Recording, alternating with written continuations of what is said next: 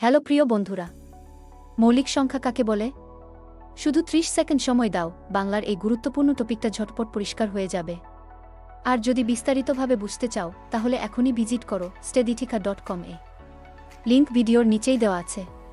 তুমি কি জানো মৌলিক সংখ্যা শব্দটা আমাদের জীবনে কতটা গুরুত্বপূর্ণ? মৌলিক সংখ্যা কি?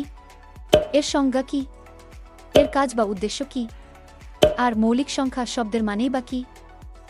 চলো তাহলে আমরা এই বিষয়গুলি দ্রুত জেনে নেই।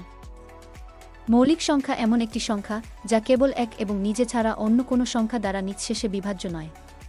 সহজভাবে বললে, যে সংখ্যার গুণনীয়ক কেবল দুটি, এক এবং নিজ সংখ্যা, তাকে মৌলিক সংখ্যা বলে।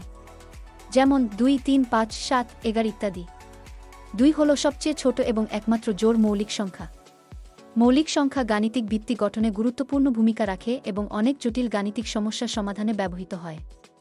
মৌলিক সংখ্যার বিভিন্ন প্রকার রয়েছে, যেমন সম্পর্কিত মৌলিক সংখ্যা, যাদের পার্থক্য 2, Fermat prime, primorial prime, Sophie Germain prime প্রভৃতি। একটি সংখ্যা মৌলিক কিনা তা নির্ণয়ের জন্য তাকে ছোট ছোট মৌলিক সংখ্যাগুলো দিয়ে ভাগ করে দেখা হয়। যদি কোনো ভাগশেষ না থাকে তাহলে সংখ্যাটি মৌলিক নয়। মৌলিক সংখ্যা অসীম এবং গাণিতিক গবেষণায় এর গুরুত্ব অপরিসীম।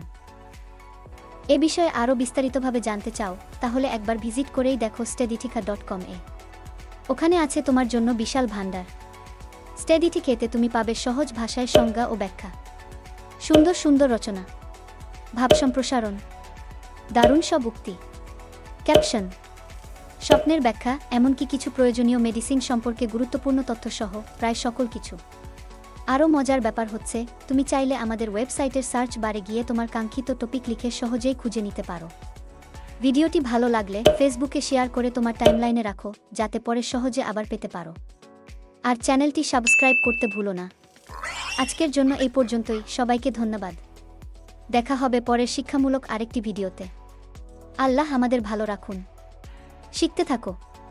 আল্লাহ হাফেজ।